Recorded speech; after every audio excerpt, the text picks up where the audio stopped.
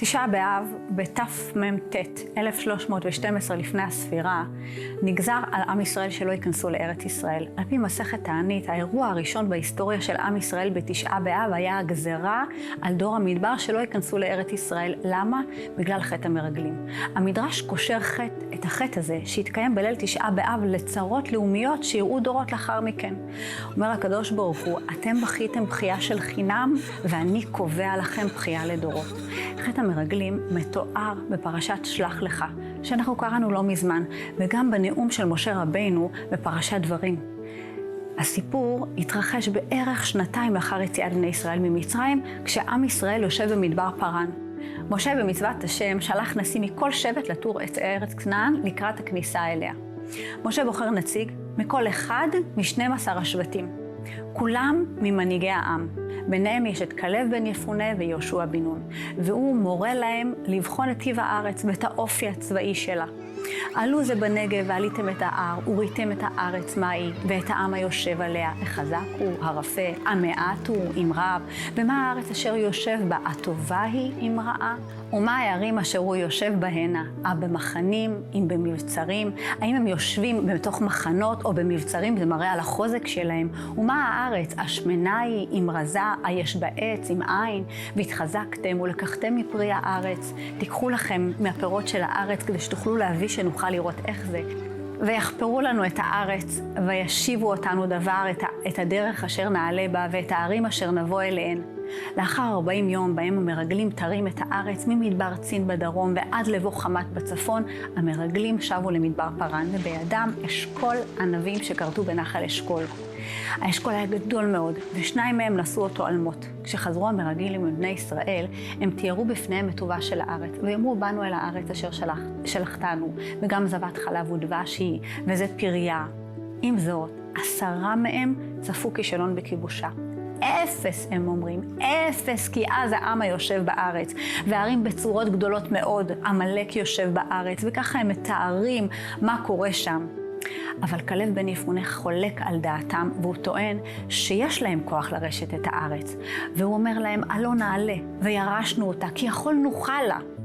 אך המרגלים חלקו עליו, והוסיפו להוציא את דיבת הארץ בקביעתם, כי היא ארץ אוכלת יושביה.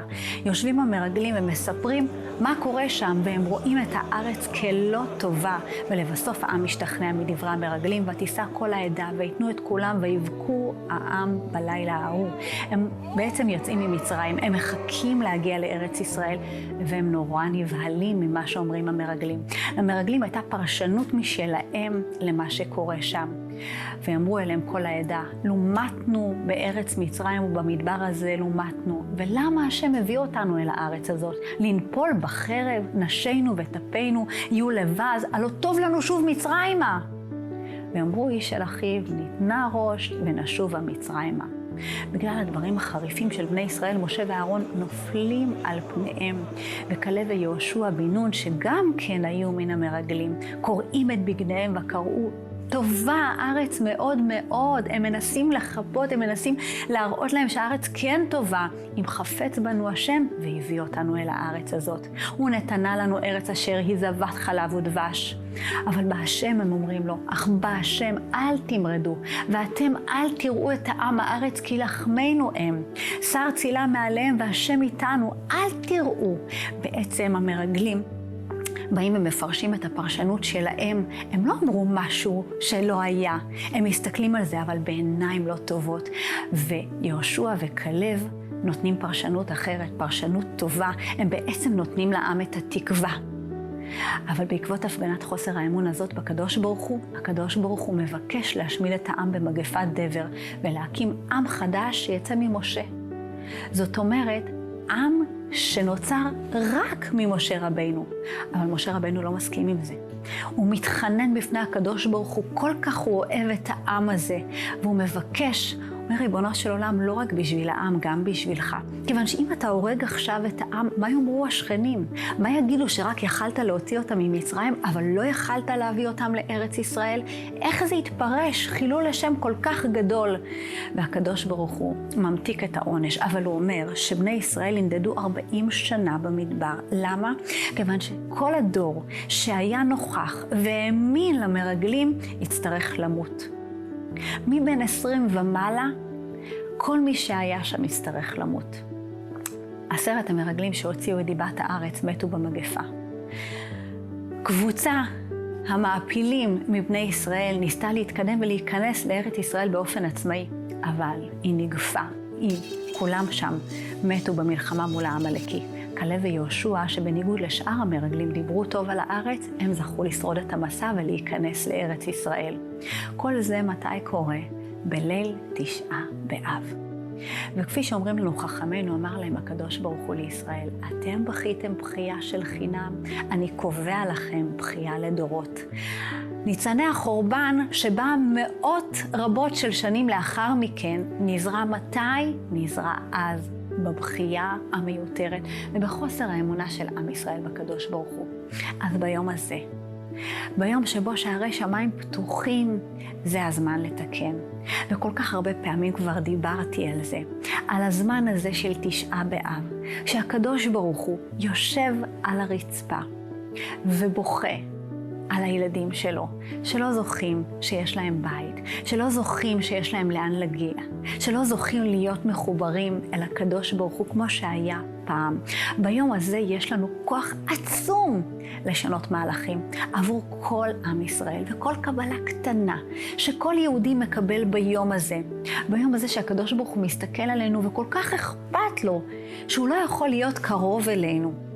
שהרי אנחנו יודעים שהקדוש ברוך הוא נתאווה לברוא לו דירה בתחתונים, ולכן ברא את בית המקדש כאן, ועכשיו אין לו את הדירה הזאת. אז כל אחת יכולה לקחת על עצמה משהו. כל אחת יכולה לקחת קבלה, והקבלה הזאת היא עוד נדבך בבניין בית המקדש השלישי, אפילו שינוי קטן. התחזקות במצווה אחת. הכל יכול להפוך את הקערה על פיה ולפתוח שערי ישועה ורחמים. ואתם יודעות שאנחנו בעצם כל כך צריכות את הישועה הזאת. כל אחת בבית שלה, הישועה הפרטית שלה ובישועה של כלל ישראל. כל קבלה שאת מקבלת על עצמך, כל קבלה שאתם מקבלים על עצמכם, אנחנו זוכים לעשות עוד לבנה לבניין עם ישראל, לבניין בית המקדש, לבניין שאנחנו סוף סוף נזכה שיהיה לנו לאן להגיע, שיהיה לנו איפה לבוא ולהיות באמת עם הקדוש ברוך הוא. וכל אחד שלוקח על עצמו משהו, השם שלו יועבר למקובל בנם של קדושים, הרב יצחק בצרי שליט"א, שיעתיר בתפילה בכותל המערבי עבור כל מקבלי הקבלות בזמן המסוגל של היום. אתם רוצים להצטרף? אתם רוצות להצטרף? שלחו כעת הודעת וואטסאפ 073-333-111. מסרו את שמכם ושם הקבלה שבחרתם. כל קבלה מזרזת את הגאולה שלנו, ויחד נבנה את בית המקדש, ואנחנו נזכה לראות בנחמת ציון ובבניין ירושלים בעזרת השם בקרוב.